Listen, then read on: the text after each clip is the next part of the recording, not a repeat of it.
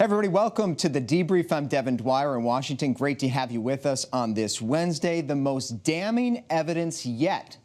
That's how some Democrats describe explosive testimony from a top U.S. diplomat in Ukraine about President Trump's role, what this means for impeachment coming up next. Plus, Facebook CEO Mark Zuckerberg is here in Washington today testifying on Capitol Hill, asking Congress to help him back a new cryptocurrency. And the Washington Nationals upset the best pitcher in baseball last night. What to watch for in Game 2 of the World Series after these headlines.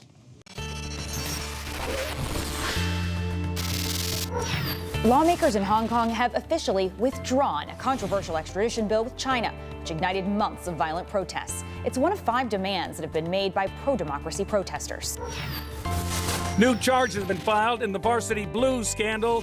Parents, including LOUGHLIN, now facing federal bribery charges. This morning, a Penn State fraternity has been suspended as police investigate the death of a visiting high school senior. Officers were called out Saturday to an off-campus house, which the school says was allegedly occupied by Chi Phi fraternity members. 522 West College Avenue. 17-year-old male, unconscious for approximately 10 to 15 minutes. Breathing is very shallow. State College police finding 17-year-old John Schoenig in full cardiac arrest. First responders tried to resuscitate him, but he was pronounced dead on the scene. Police say there were no signs of trauma, and several witnesses told them he became unconscious, but the university not taking any chances, immediately issuing an interim suspension to the Alpha Delta chapter of Chi Phi. Utility officials in California now say just under 200,000 customers could be affected by power cutoffs starting today in an effort to prevent wildfires. The outages expected in parts of 16 counties across Northern California. Officials are worried about high winds that could bring down power lines.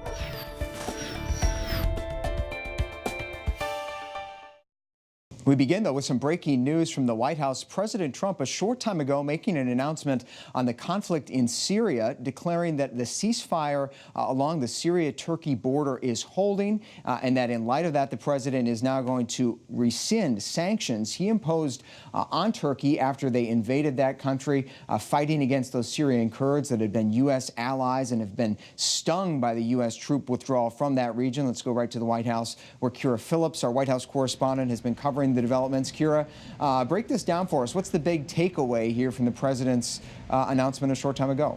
Well, here's what we heard him say, that the U.S. has brokered this ceasefire agreement, lifting all sanctions against Turkey, says it's permanent. However, the president saying defining permanent in the region is, quote, difficult. He says it's time to let someone else fight over this long, blood-stained sand. I'm committed to pursuing a different course. However, the U.S. will reserve the right to impose sanctions if human rights are violated. And let's not forget, Devin, that this crisis all started when the president decided to pull the U.S. troops out of northern Syria. And critics say that's what green-lighted this invasion in the first place. That pullout was met with fierce criticism, as you know, back here at home. Democrats, Republicans, both voicing tremendous concern that the U.S. was abandoning Kurdish allies to be killed at the hands of the Turks.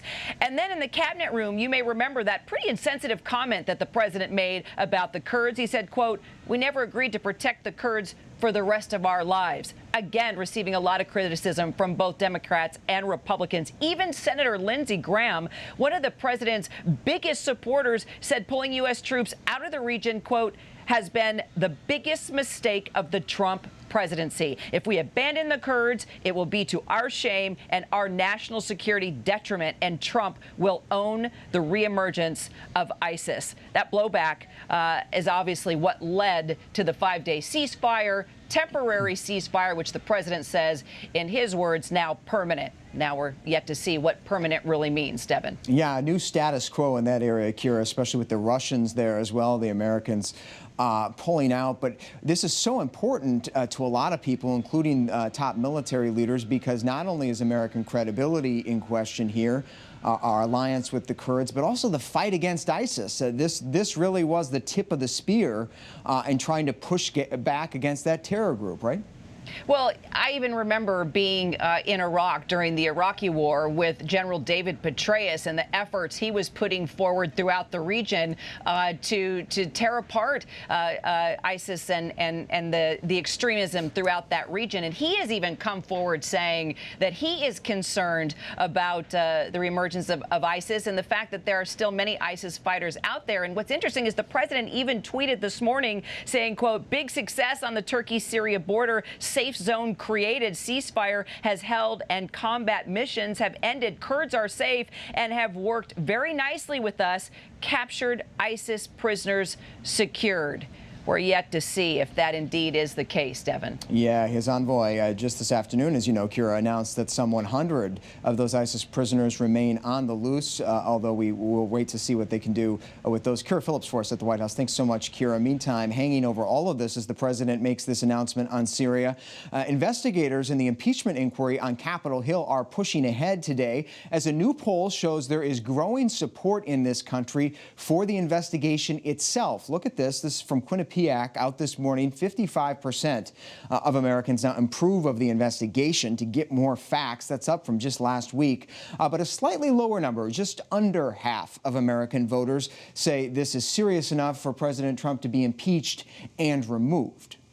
Absolutely, that the president was personally saying that the aid to Ukraine should be held up until Ukraine cooperated in investigations into the president's political rivals, former Vice President Joe Biden and his son, as well as Democrats. And this was incredibly gripping testimony. And what we have seen is a 16-page opening statement from Bill Taylor, who's the top U.S. diplomat to Ukraine.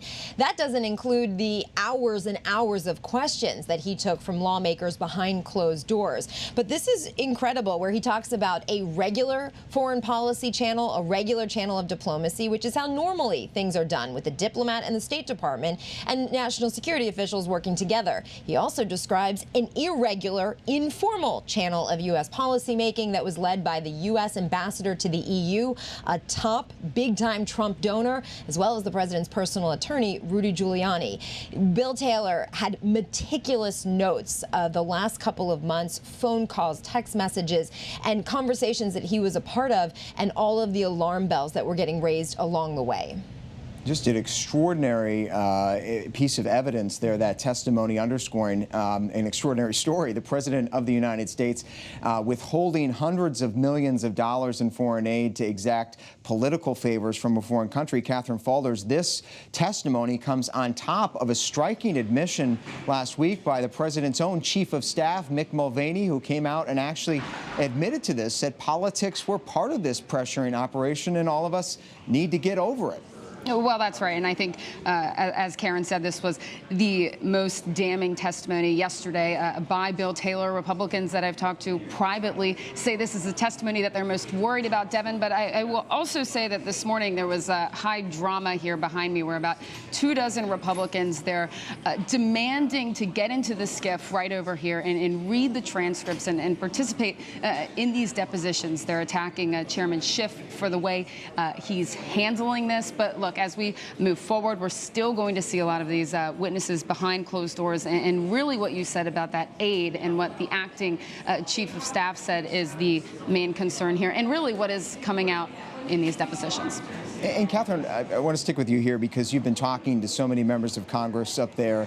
You've been working the hallways, staked out there in front of the committee room. I mean, are Republicans defending this actual conduct by the president? So far, we've just heard process objections about the alleged unfairness of this process. But how do they answer now this body of evidence that seems to show that President Trump did, in fact, withhold money that was approved in order to get them to investigate Joe Biden?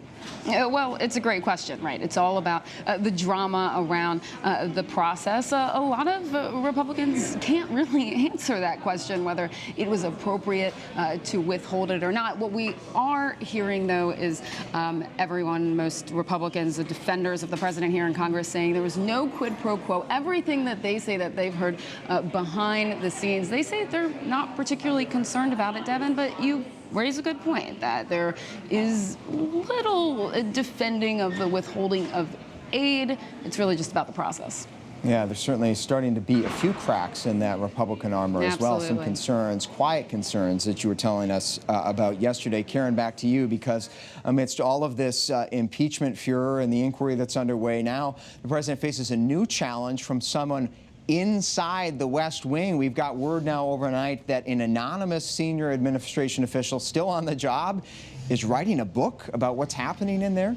Yeah, you might have forgotten about that senior administration official who wrote that very explosive New York Times op-ed in September of last year, talking about the problems within the administration and assuring Americans that there were adults in the room who were trying to pull back the president from acting on his worst impulses and making rash and bad decisions. We were talking a couple weeks ago saying, I wonder whatever happened to that person. I guess they're still here. Maybe they left. We weren't sure because we never learned the identity. Well, now that person is writing a book. November 19th, The Warning will come out, written by a senior Trump administration official, which, of course, as you know, Devin, from your time here at the White House, that's not a small universe. It's not just people who work right behind us in the West Wing. It could be people at departments who work in senior levels. But if you want to talk about a witch hunt, which is, of course, one of the president's favorite phrases, last year there was so much finger pointing and questions among the White House staff as to who this person could be. They said they were going to try and root out the anonymous official and figure out who it was. And I guess they didn't figure it out, because now this person is apparently still here writing this book. I think the finger pointing will begin over the next couple of weeks. This is certainly something that is not going to please the president. We know how he's talked about the whistleblower. This is somebody who's on his own team here. Yeah, just incredible. And also, as you say, another piece of evidence that there are so many within the administration sounding the alarm about what's been going on there. Karen Travers, our White House correspondent. Thanks so much, Karen, and Catherine Falders for us on Capitol Hill.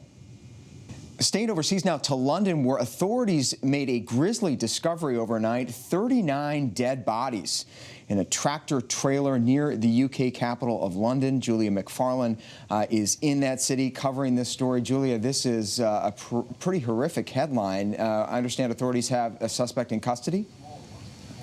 Devin, exactly. This was a very disturbing story that started to rise this morning. At the moment, there is a very heavy police presence and a lot of intense forensic activity going on behind this cordoned-off area where that truck was found, discovered. As you say, 38 adults found dead inside, one teenager. Now, there is one man in custody. Police say that the driver of the truck has been apprehended, and he is a 25-year-old man from Northern Ireland.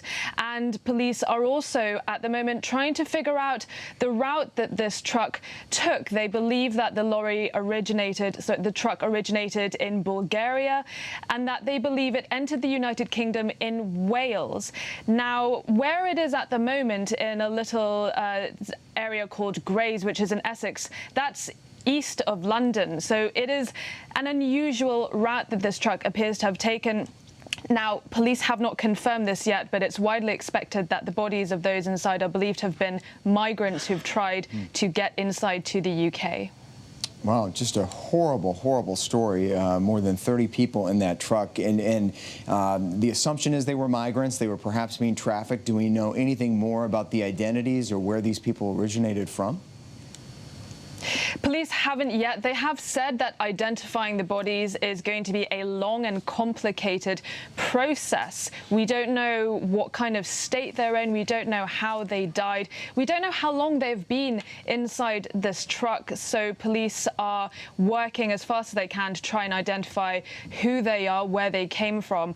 But there is the widespread assumption that these people were migrants, because if this truck originated in Bulgaria, that's inside the EU. Now, there are passport checks as soon as you land in the UK from outside of the UK, but it is free movement of people within Europe, and that kind of gives the impression that these people may have come from outside of Europe. Now, just a couple of things have happened recently. Authorities in France have tightened up the border of the British route from France, and border authorities they've tightened up, and so a lot of human smugglers and traffickers have tried tried different routes of getting in to the UK, and there is a suspicion that this truck, although police have not confirmed this, that it actually came to the UK from Ireland. The port that the truck did enter the UK in is known as a route from Ireland. Police have not yet confirmed that, but that's something that a lot of people understand to have been the case. This is a terrible story out of London. Julia McFarland for us in the London Bureau. Thanks so much, Julia. Thanks, Devin. Back here in Washington now, Facebook CEO Mark Zuckerberg is testifying on Capitol Hill today. It's his first appearance in front of Congress since April 2018. He's there to talk about Facebook's plan to create a new digital currency, also to take some questions on the company's policy toward free speech, also election meddling. And for more on this, I want to bring in now Matt Katz. He's the news editor at Digital Trends. Hey, Matt, it's good to see you. So let's start by talking about Libra. That's Facebook's currency. They want Congress's approval to get that going. But man, sure seems like nobody out there is eager to back this thing. Yeah, it's kind of incredible in this time where everything is so polarized. The one thing that Democrats and Republicans can agree on is that they don't want Facebook to have its own currency. Facebook kind of turned around in the summertime. They got fined $5 billion for how they dealt with people's personal information. And then they said, oh, we want to start a worldwide currency, and immediately ran into issues with regulators, not just here in the U.S., but all over the world. You know, he's also, Matt, been taking a heck of a lot of heat for the company's policy towards free speech, political ads. We've seen some controversy with the Democratic candidates in the past couple of weeks over that Trump campaign ad taking on Joe Biden. A lot of false claims in there. The company standing by the ad, even though they have a policy that forbids false and misleading information on the platform. How's he going to thread that needle? It's a little tricky. He got up last week at Georgetown University and gave a big speech about how they don't want to essentially censor politicians, so they'll allow them to say almost anything they want, including misleading information. This is something that Mark Zuckerberg says is Facebook's approach to not being a censor against anyone that wants to have political speech. That being said, Democrats in particular have called this a bad policy and one that could affect the outcome of the 2020 election. And some of the candidates talking about breaking up Facebook because of some of these positions as well, as you know, Matt. Finally, you know, the company is taking questions today. They have been facing some questions over the past couple of days about new reports of election meddling. Russia, Iran already laying the groundwork, they say, to meddle in the 2020 campaign. What can you tell us? You've studied the company's new policy. What are they doing differently ahead of 2020 to try to prevent and root out this sort of interference? So one of the big things that they announced just a few days ago was that all political ads are going to have a label on it that says essentially who paid for it, not just the Facebook page that paid for it, but whatever organization is behind them. That being said, we've seen a lot time and time again that malicious actors, people from Russia, China, Iran, have bought Facebook ads pretending to be Americans. So it's not exactly something that we think is going to be a complete solution to this. It definitely helps and adds some transparency, but we expect to see the same sort of election interference that happened in 2016 likely happening again in 2020. And I think that that's one of the things that they're going to be addressing today on Capitol Hill is what else can Facebook do to really prevent this? And all of us need to play our part as well. If we see something, say something, be on the lookout for those fake stories and false information. Matt Katz, news editor with Digital Trends. Thanks so much, Matt. Thank you. Meanwhile, an exciting day here in the nation's capital. The Washington Nationals in their first ever World Series, clinching Game 1 on the road against the best pitcher in baseball last night. They beat the Houston Astros 5-4. Game 2 is tonight in Houston. For more on this, now I want to bring in Ryan Howard. He is a former Phillies slugger, also a World Series champion. He joins us from ESPN. Ryan, it's great to see you. What a game last night. What stood out to you last night? Oh, hey, thank you. It's great, being here. I think the biggest things that kind of stood out was the unveiling of the Juan Soto show. I think him being, 20 years old, he's a guy that looks to be in that situation to want to hit. He's come up big for the Nationals when it's time and when they've needed him to come up big at the most. Scherzer, had labored through kind of the first part of the game, but he gave a gutsy effort and gave the Nats what he needed, give them 5 innings and being able to throw 112 pitches. Garrett Cole did what he needed to do, had a couple rough innings, but all in all, the Nationals came out on top and prevailed and did what they needed to do after that long rest where people thought that it was going to affect them, but it affected them in the right way, and they took Game 1. Yeah, Garrett Cole hadn't lost a game since May. Juan Soto, as you said, he's just 20 years old. I was reading this morning, he didn't even remember his first World Series back in 2009. We're watching Game 2 tonight, still in Houston.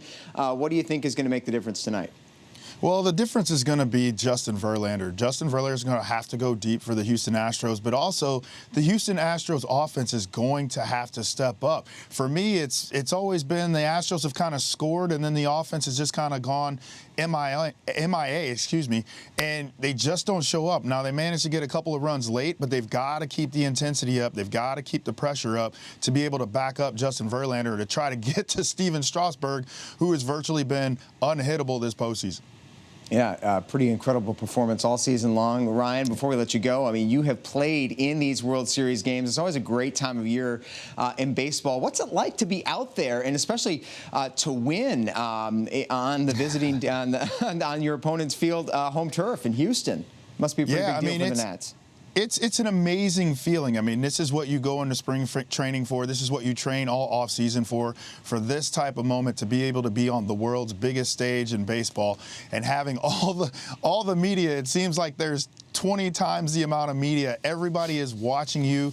You are on the biggest stage, and it's being able to go out there and perform to where the excitement, the adrenaline, just the overall feel of being in a World Series and playing, being that one of those 2 last teams playing for a championship, there's no other feeling like it in sports. Great time of year to be a baseball fan. Ryan Howard with ESPN, thank you so much, sir. Hope to see you back here as the series continues. All right, thank you. Well, it's drying out and cooling down, feeling like fall here in the east. Out west, those winds, dangerous winds picking up now, raising the wildfire threat in California. Our chief meteorologist, Ginger Z, is here with the forecast. Hey, Ginger. Devin, thanks. Let's go ahead and start with that fire danger in the west. And it all comes from this high pressure system. That's Thursday's position of the high. It's a Great Basin high. This is what happens in fire season. You get that clockwise rotation. It sends winds offshore. And so you get compression of air and hotter and drier conditions. Northern California's today. That's like a Quincy or a San Rafael right around the Bay Area and the red flag warning. By the way, red flag warning, people, you probably see it all the time. What does that mean? It means that fires start easily, and it means that they spread rapidly. Tomorrow through Friday is the timing for the worst of the winds happening in Southern California. Already been a very hot week. We saw some tide records even yesterday. It's going to keep going that way. Now, the storm that we're going to be talking about that's ahead of that high pressure system already dropped considerable rain. This is north of Seattle. Towns cut off by some of the flooding there. But now it's made its way and will into the Rockies by tonight into early tomorrow. Denver's going to get snow. We're talking about 2 to 4 inches in that winter weather advisory. Colorado Springs right into New Mexico and even the panhandle of Texas. So Amarillo looking for a couple of inches that are going to kind of muck up the roadways as you try to get going on your Thursday morning. And then here's this. Why not? I don't know if we want to show you, but much colder. This is the temperature outlook for next week. So this, again, you take it with a grain of salt because it could be a ½ degree colder than average, but it does look like a considerable drop in temperatures, especially in the northern plains and Great Lakes. And if you're holding on to hope that, oh, goodness, we're going to be the warmer, well, it doesn't look like that. It looks like the cold spreads out after next week to the east, too. Devin?